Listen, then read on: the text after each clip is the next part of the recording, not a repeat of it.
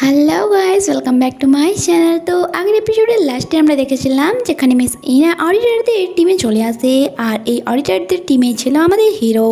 বাকি এমপ্লয়াররা তো না চাইতেও তাকে হাসি মুখে ওয়েলকাম জানায়, আর এখানে হিজনের সাথে ইনা হ্যান্ডশেক করে আর তাকে এমনভাবে দেখে যাচ্ছিল যেমন কি সে তাকে আগে থেকেই চেনে।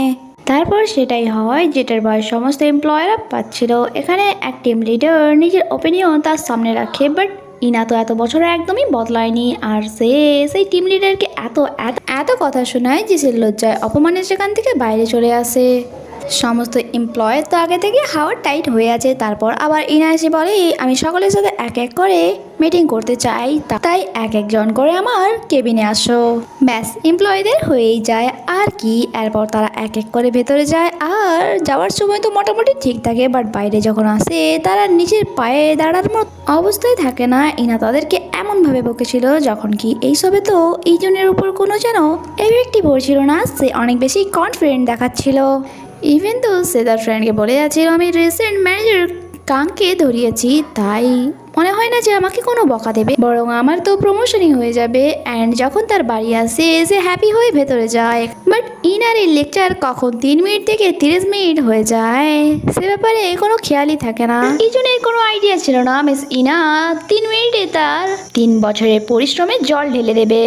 তার রেকর্ড অনেক ভালো ছিল, আর রিসেন্টলি সে ডাইরেক্টর কাংকেও ধরিয়েছিল, তাই তার মনে হয় তার সাথে তো খারাপ কিছু হবে না। বাট ইনা এখানে তাকে এমন কিছু বলে যে তার মুখ হাঁ হয়ে যায়। ইনা বলে, তোমার পারফরমেন্স সত্যি অসাধারণ, তাই আমি চাই তুমি আজ থেকে অডিটর টিম 3 নম্বরে কাজ করবে। যা শুনে তো তার হয়েই যায়, কারণ এই 3 নম্বর টিম সেটাই ছিল, তারা একদমই প্রফেশনাল ছিল না, আর এই টিমকেই ইজুন একদম পছন্দ করতো না।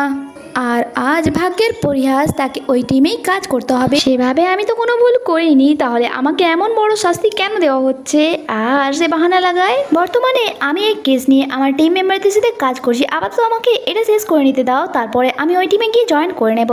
ইনা বলে, তুমি কি নিজেকে খুব মহান ভাবছো যে তোমাকে ছাড়া ওখানের কাজ আটকে যাবে?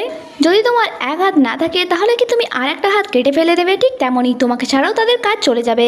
আর ইনা এমনভাবে কথা বলতো যে তাকে রিপ্লাই দেওয়ার মতো কারোর কাছে আর কোনো সেন্টেন্সই থাকতো না। বেচারা ইজুন সে ঝরে যাওয়া ফুলের মতো এসে নিজের সিটে বসেছিল, আর তার বাকি এমপ্লয়িরা তাকে এমনভাবে সান্ত্বনা দিচ্ছিল যেমন কি তার কাছে এই পৃথিবীতে বাঁচার জন্য আর কয়েকটা দিনই বাকি রয়েছে। আর ফাইনালি সে তার ভাগ্যকে অ্যাকসেপ্ট করে নেয় আর সমস্ত জিনিস গুছিয়ে টিম নাম্বার 3-এ যায়। আর যেমনটা ওই টিমের কাজ ছিল ঠিক তেমনটাই তাদের বিহেভিয়ার। তখনই সেন্টার শিফট হয়, আর আমাদেরকে এই কোম্পানিরই এক ডিপার্টমেন্টের এক এমপ্লয় যার নাম ছিল মিস্টার শান, তাকে দেখানো হয়। তার কাছে তার ওয়াইফের কল আসে। তার ওয়াইফ বলে, আমি চাই তুমি তাড়াতাড়ি আজ বাসায় ফিরে এসো, বাট মিস্টার শান বলে, আমার আজকে একটি মিটিং আছে, তাই ফিরতে লেট হবে, বাট তুমি চিন্তা করো না, আমি চেষ্টা করব। যা শুনে মিসেস শানের খারাপ লাগে। সেখানে মিস্টার শান তার এক কালিকের সাথেও তার ওয়াইফকে কথা বলায়, যা তার ওয়াইফের ঠিক পছন্দ হয় না, বরং সে উল্টে অনেক রেগে যায় আর কল কাট করে দেয়। এদিকে আমাদের ইজুন যে বসেই ছিল, তখনই তার কাছে তার কাজের কল আসে। তার এমপ্লয় বলে, বসে থাকলেই চলবে না, তোমাকে কল অ্যাটেন্ড করতে হবে। আর প্রথম কমপ্লেন এতটাই অদ্ভুত ছিল যা শুনে তো তার ডিসকাস্টিং ফিল হয়, বাট বেচারা কি করতে পারতো। মেডিক কমপ্লেন জানাচ্ছিল তার বসের গা থেকে নাকি খুব বাজে স্মেল আসে, তাই এমার্জেন্সি তাদের একটি এয়ার পিউরিফায়ার লাগবে। বেচারা ইউজুন যে কিনা কয়েকদিন আগে লাখ টাকার কারাপশন ধরতো, আজ তাকে এইসব কমপ্লেন শুনতে হচ্ছে। আর এখানেই শেষ হয় না, তখনই সেখানে একটি লেডি আসে আর কিছু টিস্যু পেপার তার হাতে ঢেলে দেয় আর বলে, এটাই প্রমাণ আছে আমার হাজব্যান্ড যে আমার সাথে চিট করছে তাই তাড়াতাড়ি করে এটা ফরেনসিক করাও। আমি খুব কষ্ট করে ডাস্টবিন থেকে এগুলো বের করেছি। আর যা শুনে তো ইউজিনের অবস্থাই খারাপ হয়ে যায়। সে সেগুলো নিয়ে দৌড়তে থাকে আর ভমিটিং করার কন্ডিশনে পৌঁছে যায়। যখন কি ইনার তো এইসব দেখে অনেক বেশি মজা লাগছিল, যেমন কি সে তাকে এমন সিচুয়েশনেই দেখতে চাইছিল। নাইটে আমরা দেখি কোম্পানির সিইও ম্যানেজারদের সাথে একটা মিটিং করছে, আর মিটিং শেষ হওয়ার পর ম্যানেজাররা সিইওকে তাদের সাথে ডিনার করতে বলে, বাট সে বলে, সরি, আমি এখন আমার ফ্যামিলি হাউসে যাব, কারণ আমার জন্য আমার ওয়াইফ সেখানে অপেক্ষা করছে। আর এই কথাটা শুনে যেন তার সেক্রেটারির মোটেই ভালো লাগে না। এদিকে আমরা মিসেস সানকে দেখি, সে তার হাজব্যান্ডকে বারবার কল আর মেসেজ করে যাচ্ছিল, বাট তার হাজব্যান্ড এইসব মেসেজের কোনো রিপ্লাই তাকে দেয় না, কারণ সে তার কালিগসদের সাথে একটি মিটিংয়ে বিজি ছিল। আর মিসেস শান্ত এত বেশি প্যানিক হয়ে যায় যে সে সেই বিল্ডিং এর নিচে চলে আসে যেখানে মিস্টার শানের অফিস। সব সময় মিস্টার শানের অফিসিয়াল মিটিং গুলো হয়, সেখানে সে মিস্টার শানের কারও দেখতে পায়। আর সে ভাবে হয়তো মিস্টার শান অ্যান্ড তার ওই কলিগ এখানে রোমান্স করছে। সে জোরে জোরে কারে দরজা ধাক্কা দিচ্ছিল, তখনই মিস্টার শান তাকে আওয়াজ দেয়, যার সাথে তার সমস্ত কলিগরাও ছিল, যার কারণে মিস্টার শান অনেক বেশি অপমানিত বোধ করে এখানে। আর যখন বাসায় ফিরে এসে তার ওয়াইফকে বলে, তুমি আমার যোগ্যই নয়, আজ সকলের সামনে তুমি আমার সমানে ব্যান্ড বাজিয়ে দিলে।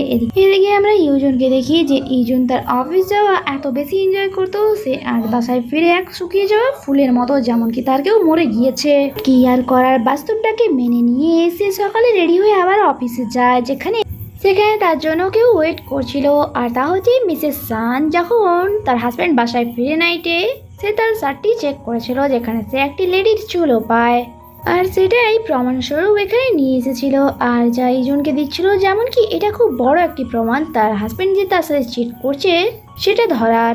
মিসেস সান এই ব্যাপারে এমনভাবে এক্সপ্লেন করছিল যেমন কি সত্যি এই কেসটি অনেক বেশি দামি অ্যান্ড ইম্পর্টেন্ট, বাট এই জন্যের তো অনেক বেশি বিরক্ত লাগছিল, কারণ সেই সবে কখনো অভ্যস্তই ছিল না। তার মন তো করছিল যেমন সে মিসেস শানকে বলুক এইটা একটা নর্মাল ব্যাপার, তাই আপনি নিশ্চিন্তে বাসায় যান। যখন কি তার পাশে বসে থাকা তার কলিগ এই ব্যাপারটিকে খুব আরামসে হ্যান্ডেল করে অ্যান্ড বলে, আপনি চিন্তা করবেন না, আমরা খুব তাড়াতাড়ি এটা ইনভেস্টিগেট করব, তাই আপনি নিশ্চিন্তে বাসায় যান। এরপর ইজন ওই হেয়ারে এনভেলপটা নিয়ে মিস্টার শানের অফিসে যায়, যেখানে সে কাজ করতো। যেখানে গিয়ে সে শুনতে পায় যে অফিসের এমপ্লয়িরা তো মিস্টার শানের ওয়াইফকে নিয়ে আলোচনা করছে যে তার মধ্যে ম্যানার্স বলে কোনো জিনিসই নেই, আর কিভাবে সে একটি অফিসিয়াল মিটিংকে জাস্ট মজা বানিয়ে রেখে দিয়েছে। সকলের তো অনেক বেশি দয়া হচ্ছিল মিস্টার শানের ওপর। আর যখন ইজন অফিসের ভেতরে আসে, সে দেখে মিস্টার শান তার এক কলিগসের সাথে কোনো এক কেসের ব্যাপারে গভীরভাবে ডিসকাস করছে, যা থেকে এটা প্রমাণ হয় যে তাদের মধ্যে শুধুমাত্র অফিস কলিগ ছাড়া আর কোনো সম্পর্কই নেই। এরপর যখন সে অফিসে আসে, সেখানে আরও একটি নতুন কেস আসে, আর যার তদন্ত করার জন্য তার কলিগরা যায় ঘাসের বাগান, যেখানে তারা ঘাসের এক একটা পাতা সরিয়ে কিছু খুঁজে যাচ্ছিল।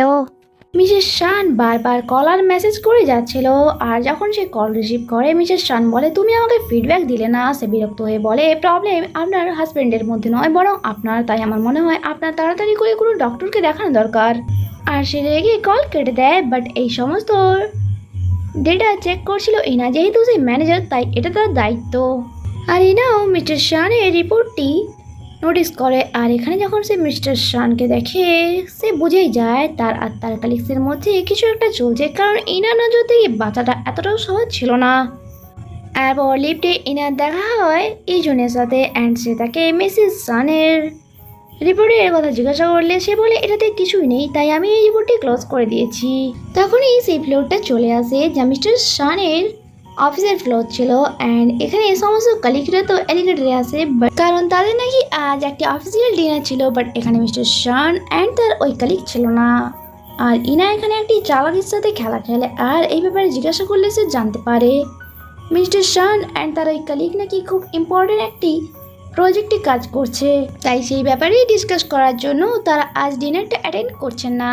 বাট এটা ছিল ইনা and say the six sense যারা এখানে একটি খেলা খেলে, অ্যান্ড বলে যেহেতু তোমরা আমাকে এত ভালোভাবে ওয়েলকাম জানিয়েছো, তাই তারই উদ্দেশ্যে আজ আমি আপনাদের সকলকে ট্রিট দেবো। আপনারা আরামসে আপনাদের অফিসে যান, আমি খাবার অর্ডার করে দিচ্ছি।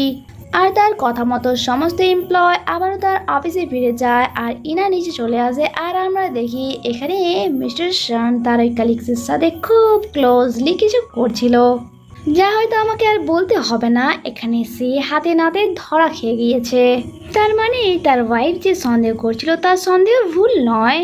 এদিকে নিচে ইজুন ইনাকে বলে, তুমি এই কেসের ব্যাপারে আমাকে আরেকটি রিপোর্ট বানিয়ে দাও, কারণ সে তো বুঝতেই পারে না ইনা অলরেডি তার খেলা খেলে দিয়েছে, আর এখন সেই খেলা ক্লোজও হয়ে গিয়েছে। তারা এখানে কথা বলতে বলতে রোড ক্রস করছিল, আর হঠাৎ একটি কার আসে যা তাদেরকে ধাক্কা মারতেই যাচ্ছিল। তখন ইজুন নিজের সাথে সাথে ইনাকেও সামলায়, আর এই চক্করে তারা অনেক ক্লোজ চলে আসে। হিনা তাড়াতাড়ি করে উঠে দাঁড়ায়, অ্যান্ড তারপর সে ইজনের হেল্প করে। আর আমরা দেখি এই কারটি ড্রাইভ করছিল মিসেস সান, আর সে এখানে এসেছিল ইজনকে মারার জন্য। এই জনকে দেখে তো মিসেস সান তার দিকেই ধেয়ে আসছিল তাকে মারার জন্য, যখন কি সে তো ভয়ে পিছোতে থাকে। এখানে তার ব্যালেন্স বিগড়ায় অ্যান্ড সে পড়েই যাচ্ছিল, তখনই মিস ইনা তাকে ধরে নেয় ঠিক এক হিরোর মতো। ওয়েল, এই জন এখানে অজ্ঞান হয়ে যায়। আর এখানে এই এপিসোডটি শেষ হওয়ার আগে কি হয় তা জানতে স্টে কানেক্টেড। Bye bye.